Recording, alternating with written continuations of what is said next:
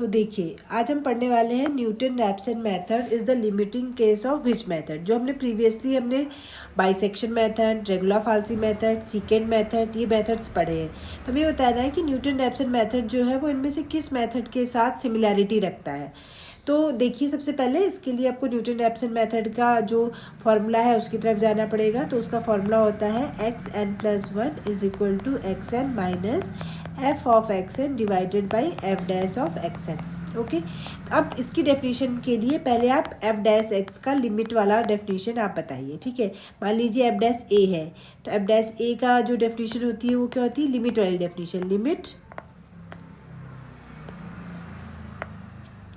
Limit h tends to 0 f of a plus h minus F A divided by h, ये करते हैं। और ऐसे ही आप इसका राइट हैंड डेरिवेटिव भी निकाल लेते हैं। ठीक है, फिलहाल हम लेफ्ट हैंड डेरिवेटिव की बात कर रहे हैं। तो इसी तरीके से अगर मैं f डैश x लिखना चाहूँ तो क्या हो जाएगा, ये हो जाएगी limit h tends to 0 f of x plus h minus F of x divided by h।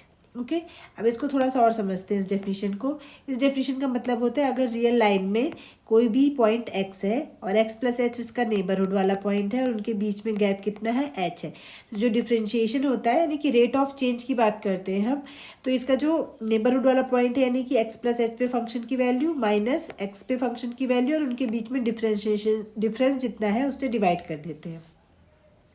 तो यहाँ पे अगर मैं इसको थोड़ा सा इस डेफिनेशन को थोड़ा सा और मॉडिफाई करूँ तो मैं ऐसा कर सकती हूँ, मान लीजिए x वाला पॉइंट ये है और उसका नेबरहुड में कोई दूसरा पॉइंट हमने सपोज y से डिनोट कर लिया। ठीक है, तो ये कितना हो जाएगा, fx या फिर fy कर लीजिए। ठीक है, fy minus fx divided by इन दोनों पॉइंट के बीच का गैप यानी कि y माइनस x।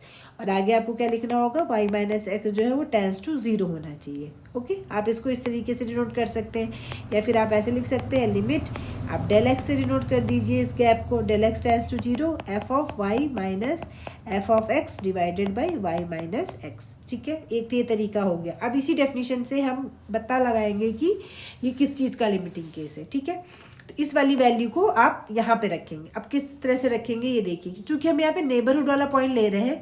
तो आप देखिए जब भी हम इटरेशन निकालते हैं तो हम ऐसे करते हैं, x1 आया, उसके बाद x2 आएगा, x3 आएगा, फिर कहीं पे जाके xn आएगा। xn का जो जस्ट, क्योंकि xn+1 तो हमको निकालना ही है, तो xn के रेस्पेक्ट में हमको जो उसका नेबरहुड वाला पॉइंट है वो कौन सा है, xn-1 पता है। ठीक है, तो अगर मैं यहाँ पे f डैश xn के लिए फॉर्मूला लगाऊँ तो क्या मिलेगा, f dash xn is equal to limit, यहाँ पे आप simple del X N tends to 0 कर दीजिए। यहाँ पे क्या करेंगे, एफ एक्स एन करिए माइनस एफ एक्स, और एक्स एन का पिछला वाला पॉइंट कौन सा है, एन माइनस 1 डिवाइडेड बाई इन दोनों के बीच का गैप यानी कि एक्स एन माइनस में एक्स एन माइनस 1। ठीक है, और इनके बीच के गैप को हमने डेल से दिखा दिया है।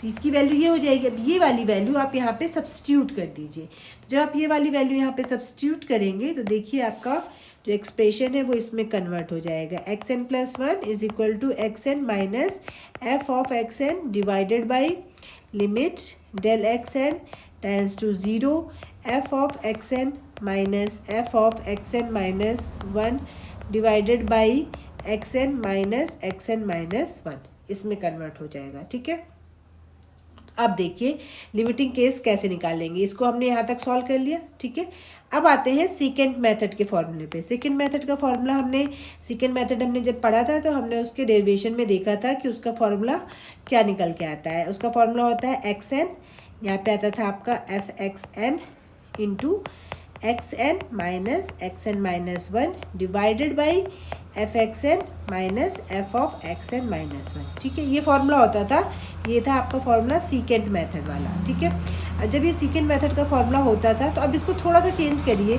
X N minus F of X N divided by, इसको इसके अपॉन में ले जा सकते हैं। तो बस वही काम आपको करना है, F X N minus F of X N minus 1 divided by X N minus 1। आप देखिए कंपेयर करिए इस वाले फॉर्मूले में और इस वाले फॉर्मूले में क्या डिफरेंस है। X N F X N divided by, ये सेम वही एक्सप्रेशन है जो ये एक्सप्रेशन है, बस इसमें लिमिट लगी हुई है, ठीक है। तो हमारा क्वेश्चन यही तो था कि Newton-Raphson method is the limiting case of which method. आप देख रहे हैं कि अगर मैं इसी में आगे लिमिट यूज़ कर लेती, limit del X tends to zero, यानी कि इनका गैप जो है वो जीरो की तरफ टेंस होता जाएगा, तो यही फॉर्मूला आपका बन जाता है। तो आपका सिंपल आंसर निकल के आता है Newton-Raphson method is the limiting case of secant method. तो आई होप आपको ये वाला जो क्वेश्चन है वो समझ में आया होगा।